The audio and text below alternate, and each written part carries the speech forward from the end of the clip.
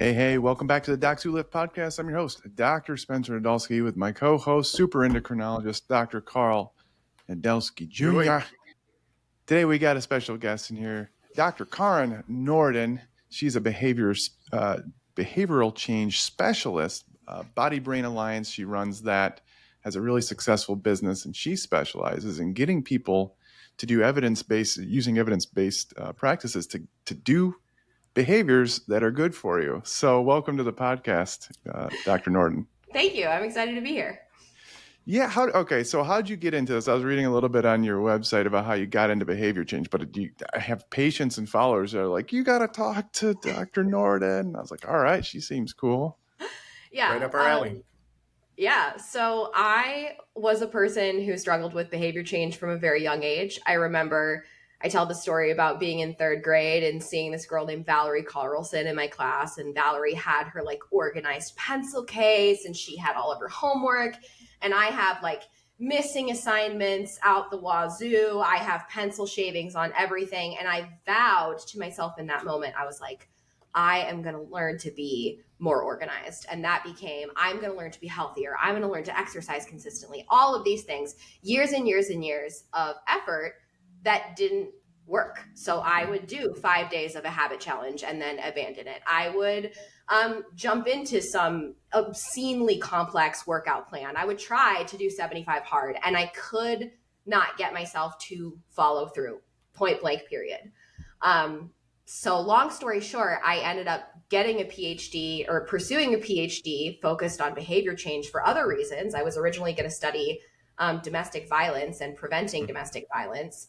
And I realized that everything that I was learning about behavior change, I could actually apply to myself. And not only was it effective and it was working for me, it was completely contrary to everything that I was hearing online and everything I was reading in these sort of pop psychology self-help books that are filled with misinformation about discipline and willpower and habit formation and all these things. And so after I had that experience, I was like, I have to take all of this amazing information about how to actually change and bring it to the people who need it, who are the people who are struggling to connect. I know what I should be doing, but I can't get myself to actually do it. Oh, that's perfect. Yes. I mean, we could probably go down some rabbit holes of the whole public health communication that's been going on for years and the mistrust. But first, I kind of want to get into some of these contradictory things that you've seen. So, because I've read some of these books. I'm not a psychologist or behavior. I had to learn about some of this stuff as a physician. I make funny memes and things like that to try to communicate, but I'd be interested in the top 3 contradictory things that are they're most commonly perpetuated, recycled in some of these psychology books that we read. Or the myths or whatever. The kind of the misinformation, the falsehoods that are out there. She's got a top 3. Yeah. We all got top 3s for our specialty. So what's the top 3? Yeah, don't worry. Okay, so there's 3 that I love to talk about. Number 1 is the phrase, you don't need motivation, you need discipline. Yeah, okay, let's hear it. And I love to talk about that one because everyone who says that fundamentally has a misunderstanding of what motivation actually is. So motivation, the way we talk about it in pop psychology, is that it's a feeling. You have that excited, super happy, ready to go feeling. In reality, motivation is a psychological phenomenon. When we behave, when we take action, we are motivated to take that action. So if you're sitting in your room doom scrolling, you're motivated to be doing that. And learning how to assess your own levels of motivation at any given moment and generate or redirect motivation towards goal-oriented action, that is a psychological skill.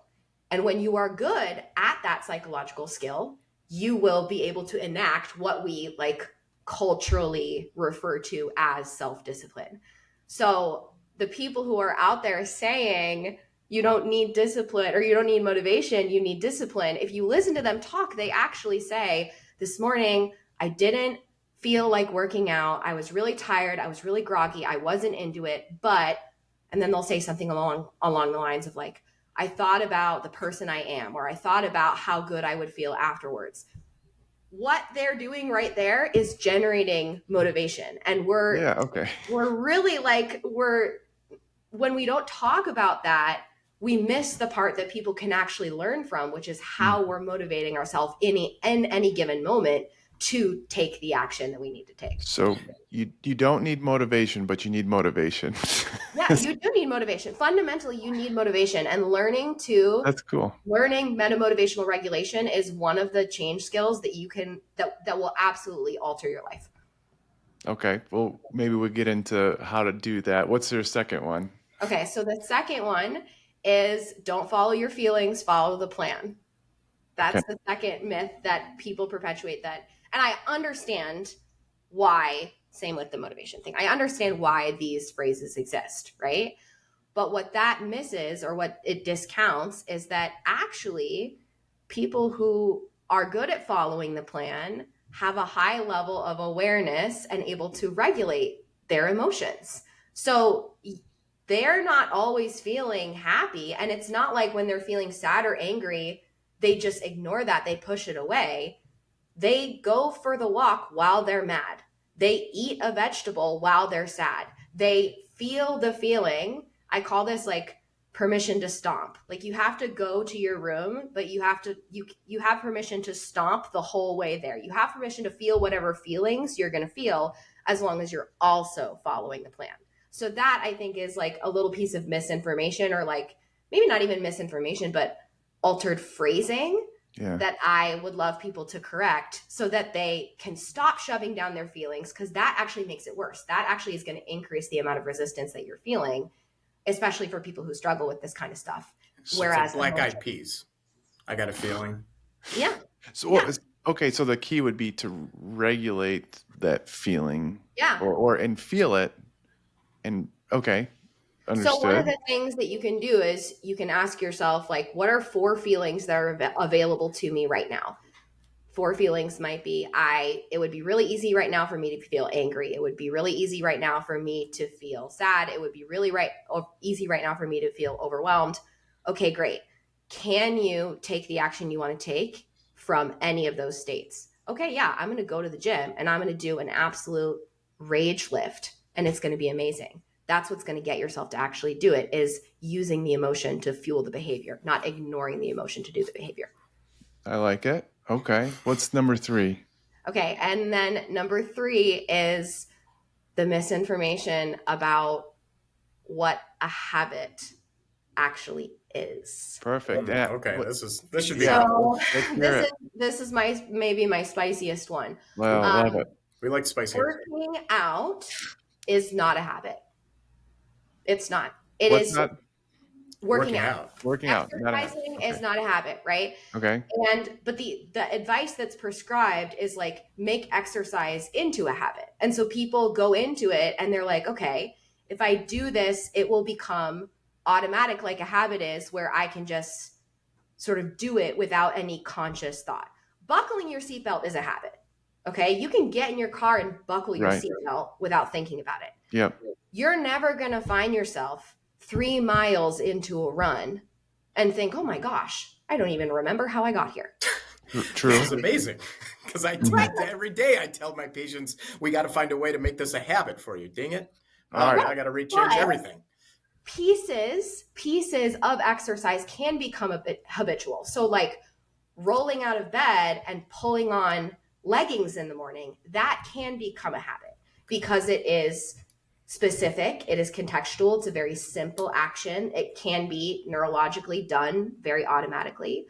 But instead of focusing on like, okay, you're going to make exercise into a habit, before you worry about making it habitual, I would rather you worry about becoming the type of person who chooses exercise, whether it feels automatic or not. Because when you focus on becoming that person, then your exercise habit is actually going to follow you when you're at your in-laws' house, when you're on vacation, when you move, when life gets stressful. The context doesn't change identity-based behaviors. The context will wreck habit-based behaviors. And so I think we need to be focusing way more on identity and way less on habits when it comes to big overarching things like exercise and nutrition behaviors that vary in context every time and will never be truly habitual. So what's the definition of a habit that makes it not a habit? It has to be kind of subconscious or Yeah. So the true neurological definition of a habit is an action that can be taken without conscious thought. It can be taken automatically. So that's That makes interesting because language does matter to me. And like I literally say, hey, we got to find a way to make this a daily habit. So maybe I need to use the term in my world as routine. Maybe we need to make this part of your routine and work on other things that sort of turn that ease of making the routine some sort of habit forming stuff. Is that okay? Oh, this is great. Yeah. And I think that it's important if you're in a conversation with patients too, to stress that exercise may not feel totally automatic. It's not going to feel like this magical thing you just happen to do every day. But the fight that you're having to get yourself to exercise every single time, that is going to get easier. It's going to get easier because you're going to become a person who exercises, not necessarily because it's this like magical. You just need discipline. I'm just kidding. I'm kidding. You need discipline. Discipline. Yeah, you just need to be disciplined. Okay. All right. Jerk. Did I give you enough to start with? Yeah. This is really good. Okay.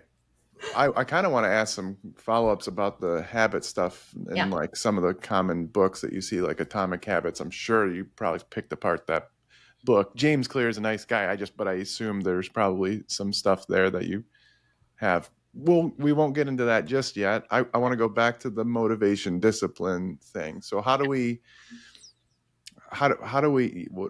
make some more action plans based on that? How do you do that in your only like teasers? So because we want everybody from here to go, I want to look at this body brain alliance thing, but maybe just a few good practical tips. Yeah. So let's say that you are struggling with motivation. You find yourself unmotivated to do something, right? Yeah. Number one is you need to connect to what you are motivated to do in that moment. And that could be anything. So I'm unmotivated to exercise. I am motivated to sit on the couch. Okay, great. Why? Why are you motivated to sit on the couch? Maybe just because it's easy, right? But maybe there's something a little deeper there, which is like maybe you truly are exhausted. Maybe the couch is warm and cozy and your gym downstairs is cold and frigid and uncomfortable. In that case, the way to get yourself to do the workout might be to go work out in sweats so you can be cozy and do the workout at the same time. So the thing in any given moment that you are motivated to do is going to help you unlock or figure out what you psychologically need. And when you bring in your needs and you sort of hook them or connect them to what you want to be doing, that is like one technique that can really make the magic happen. Does that make sense? Yeah. What about like lowering the barrier, shrinking the so for me for example, I've been doing YouTube videos and it's I always have to make it the easiest thing. I hired a video guy. He's not here all the time. I'm going to have him move here because I need to, but I know I need to make like a 10-minute YouTube video. But it's like I can do a quick Instagram thing or whatever. I don't know. It's kind of an interesting thing thinking about it, the motivation to. Yeah. That's why I hate doing the social media stuff. I feel like so obliged to do it. I'm like, oh my God, I'm not going to make videos like you and like all these people making millions of dollars on TikTok. I don't know. It's like too much TikTok. So let me ask you this. What is your exact process for making a YouTube video? So I usually have to have a topic that I want to talk about. Pause there. Yeah. So if the first step is brainstorming a topic, what could motivate you to brainstorm a topic? If we just start with that like first bite mentality, like just take the first bite of this task. To actually, so a lot of the times it's something a patient had said. I'm like, that's a good topic because so many patients ask about it. But to motivate me to think of a topic is to educate my patients so I don't have to repeat myself all the time. That's the gist. Yeah. So in the moment where you're sitting down and you're like, ugh, I really need to make a YouTube video today, it's going to work better if instead of trying to motivate yourself to make a YouTube video, you motivate yourself to write down 10 topic options on a whiteboard. That's smart. Look at you. You're like a Yeah. little behavior change specialist. Wow. I need to get you to move into my clinic for me and my patients, but for me. And that one thing I want to mention here, though, really quick, because I think this is really important, is that from a time management perspective, because I teach a lot of stuff about health behaviors, but I also teach about time management, productivity, that kind of stuff. And a lot of people don't understand that the part of your brain that generates ideas and the part of your brain that picks one are different. So if you're trying to do both of those things at once, you're going to get stuck. Yeah. And that, I think, is what you're trying to do, is you really needed to focus on generating topics, and then it's going to be really easy to pick one. But trying to mesh those two things in your brain creates like a barricade. That's so interesting. You're so smart. This is not our specialty at all. We're just like, and yet it's so critically important to everything we do and all doctors. So this is why, this gets into healthcare dysfunction. I'm not going to go off that soapbox about how we need to have psychological care in every specialty, but anyways. It is interesting. So my brother and I have been lifting since we were very young. We have videos on YouTube of us lifting. I was like 7. He's like jacked in 5th grade. And like, I do think about like, I never feel like, I do. Some days I feel like, no, I definitely want to go in, but I go in despite any good, bad, or whatever's happening. Mm-hmm. And I just attribute it to, all right, I'm just going to do this. So how does that fit into your model? Like, I'm just, yeah. So let's explore that actually. So I want you to imagine like a specific point in time where, so like yesterday, did you lift yesterday? Yeah. Did you feel like it? No, I haven't felt, I don't. Okay. You don't ever feel like it, we don't feel right? like it ever. Yeah. But in that moment, when you realized it was time to lift, was there any sort of resistance to it? Not really. No, Okay. I never have resistance to do it. It's just kind of like, man, I don't feel like it, but I'm going to do it. I don't know. Yeah. So what you've done is you have created essentially the mental habit of not negotiating it. Right. Okay. So that is one really interesting thing that happens with, especially like people like you two who have been doing something for a long time, is that your brain sort of starts to categorize it as a non-negotiable. Yeah, that's right. And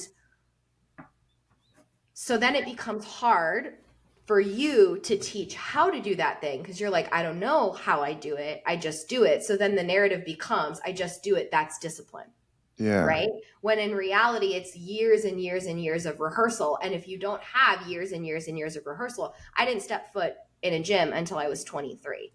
I had to watch somebody else do a bicep curl to figure out like what the heck I was even doing, right? So for me, someone who didn't grow up with exercise, I have none of that. So in the moment, I have to figure out how to get past the resistance enough times in a row that then I can establish like this is a non-negotiable, which is possible. It took me 5 years, but it's possible. So that's tough. I guess from my perspective, maybe it's a little different. So I think what I do is I find the motivation in exactly what I tell patients, because as much as people might think it's aesthetics or sports, we're has-beens in that world now. So it's very literally, I have, I'm motivated by the health benefits of it, just like I want my patients to be. And so, and there may even be almost like, some mental dysfunction in there too, because like, I'll get weird if I don't do it. And I'll I maybe have a little bit too much guilt, but I feel so much better even if I get 10 minutes on the Stairmaster a day, even though my barrier is really kind of time, obviously clinic time, patient charting time, kids, other stuff going on. But then if I basically force myself, nope, I got to go down, I'm going to do something 10, 15 minutes, then I will feel better about myself. And it's mostly the health aspect of it, at this point in my life, which is what I want my patients to feel too. Is that a reasonable motivational thing? I think what's actually happening here, what's motivating you is a sense of identity congruence. So when we have a really salient identity, an identity that feels really important to us, that feels really fundamental. So your identity is that you are an exerciser. You want to be acting in alignment with that. Otherwise, you don't feel like yourself. It feels weird. It feels uncomfortable. So you're motivated to release that discomfort by coming back to that behavior. And that's exactly why when I was talking earlier, I think it's important to focus more on the identity piece up front than the habitual piece up front, because we want people to start cultivating what you have, which is that like, I am a person who exercises. And so actually it feels so weird today to not exercise. And you can actually sort of method act your way into that. So one of the things that I'm creating right now, which is not out and won't be out when this podcast comes out, but I'm going to talk about it anyway, is this like future self immersion challenge, where I'm essentially asking people to identify exactly who their future self is. And future self thinking is a really like evidence-based approach. So you identify who your future self is, that person's values and that person's regular behaviors, and you start acting, you start doing those behaviors and reacting to situations by asking yourself, what would my future self do? So if you aren't a person whose identity is exerciser, you could ask yourself, what would I do today in this moment if I was an exerciser? Okay, well, even though it's raining outside and my 6-mile run can't happen because of lightning or whatever, I would still choose to do 15 minutes of push-ups downstairs, exactly what you said. That makes sense. I mean, our podcast is called Docs Who Lift. We literally, that's our, it's our an identity. That's all I got. That's really cool. Okay. Yeah. I like it. That's good. All right.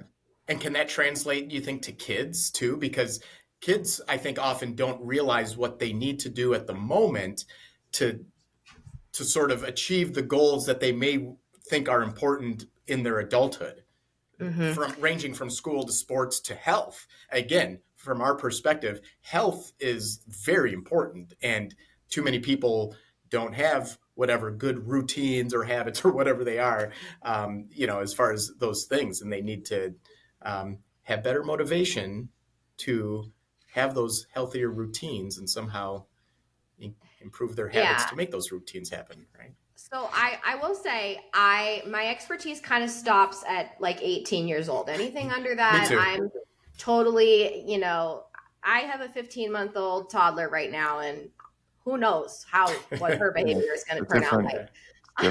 But from the little I do know, kids do not necessarily have the part of their brain yet that is responsible for being able to think far into the future, or even like being able to compare past, present, future selves. So it's actually much more important with kids, from what I understand. And again, not an expert in this area, but it's more important to focus on the sort of momentary benefits. So like making exercise fun, enjoyable, and parents can do a lot by making it a regular part of their life and modeling that behavior. That's great. Very good. All right. Let's see. What else do we want? I kind of want to get into okay. Atomic Habits is very, it's popular. I've met James, seems like a nice guy. What in there? Because it sounds like there might be some I don't want to say misalignment, but differences in the wording than in definitions. So what's interesting about Atomic Habits is I've read the actual book, and the actual book is very good. The actual book is very much on point. Okay. Lots of great information.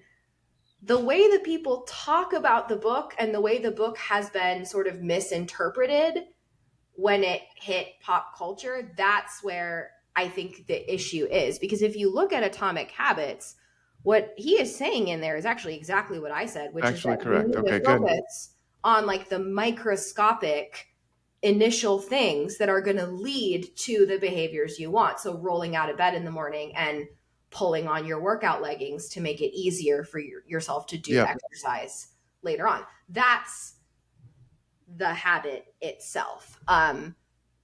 Now, there's always going to be in pop culture, people are going to say things like, the habit of exercise, the habit of eating healthy, because habit is now colloquially a term we use to describe a behavior you do often, a behavior you do regularly. The psychological definition of a habit, not the same as the pop culture definition of a habit. Both of them can exist. We just need to make sure that people are educated on the difference. Perfect. Okay, good. I mean, I listen on audiobook at night. So some of the stuff like, yeah, putting on the clothes, making sure those things are kind of aligned. That makes sense. Good. Well, that's good. Sounds like it's I have a YouTube video where I review Atomic Habits, and I basically say what I just said, and the comments are filled with angry people who are like repeating exactly what I said in the YouTube video. And it's just so funny because I'm like, you people clearly did not read the book and you didn't listen to this video either. You were just mad that you thought right. it would be Wow. bad. On social media? I can't believe it. I don't believe it. That sounds good. Okay. So we're into weight loss, obviously, cardiometabolic health, all that type of stuff. And we like getting our patients to do X, Y, Z. I'm thinking about healthier foods. Certain lifting weights is really like the big one. I'm like, how do I get this person to lift some weights? You already kind of alluded to some of these things, aligning yourself with someone and identifying as an exerciser. Mhm. Like, what are the? I like the future self thing. I think we need to start incorporating that. Yeah. So one of the things that future self thinking is really useful for is being able to understand what your appropriate level of challenge is. So when I tell people to think about their future self, I am not asking them to think about, 5 years in the future, 10 years in the future. I'm asking you to think about 3 months from now, maybe 6 months from now. What is one way you want to be a little bit different? And that version of you is still experiencing the obstacles, the circumstances, the environment, the mood swings, whatever that you're experiencing now. All of the challenges are still there, but that person, that version of you is handling them slightly differently. Okay. And when you ask people to think about 3 months from now, a version of you that's slightly different, they actually inherently start picking behavior changes that are appropriate to where they are. So if you have a person who's never worked out in their entire life, sometimes that person can jump into like a 4 times a week lifting schedule that's at a gym that totally changes up their routine. No problem. Occasionally that can happen. We do see these sort of like flashpoint life changes. Those do happen. But most of the time, what's actually going to be better is focusing on a behavior that is related to exercise. So for example, like going for a 10-minute walk, that they would, if I asked them, what level of confidence on a scale of 1 to 10 do you have that you can do this? They're going to rank it as 8 or higher. And what that's going to do is it's going to build something called self-efficacy, which is your sense of like, I believe that I can do this thing on a regular basis. I believe that I can do this thing in this circumstance. And self-efficacy is the number one predictor of whether someone's intentions become their behaviors. It outperforms every other variable in the literature. Self-efficacy matters the most. So that I talk about self-efficacy when it comes to these medicines, the GLP-1 medicines, where the self-efficacy is low when your hunger and appetite and cravings and thinking about food is so high, to where all of a sudden those are gone, and now it's like, oh, I can do this now. Does that track? Does that make sense? Yeah. And so the really interesting thing about self-efficacy is that how you grow self-efficacy is you engage in what's called mastery experiences, which is basically when you take a tiny thing that feels a little bit challenging and you prove to yourself that you can do it. So to talk about GLP-1s, when you are not on a GLP-1 and your hunger levels are through the roof, you are essentially a brand new gymnast attempting like the Simone Biles like quadruple backflip. Okay. You're attempting to regulate your eating patterns over and over again in a situation that is really, really, really, really, really freaking hard. If a medication brings down those hunger levels, if it brings down all of this stuff that's biologically driving you towards food in your body, my hypothesis, and again, there's no evidence on this right now, but my hypothesis as someone who understands the human brain and behavior is that all of a sudden you're operating in a lower level of challenge. And so you start having those mastery experiences. You go to a restaurant and you order something that has a little bit more protein in it. You go to grandma's barbecue and you don't overeat for the first time. And that, even if, you talk about how when you're on a GLP-1, the medication is in your body, it might be like a lifelong medication for other people. Even if you were to go off a GLP-1, my argument is that those psychological changes, the self-efficacy, that changes forever. Your belief about yourself that you can approach nutrition, fitness, etc. differently, that's going to stick, in my opinion. Love it. That's cool. That's awesome. Yeah. What other questions do you have for?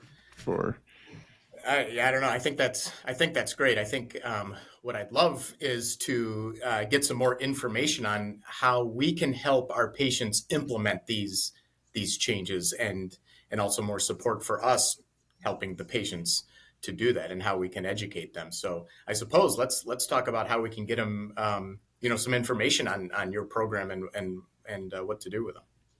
Yeah. So you can find me on Instagram at Karin Nordin PhD.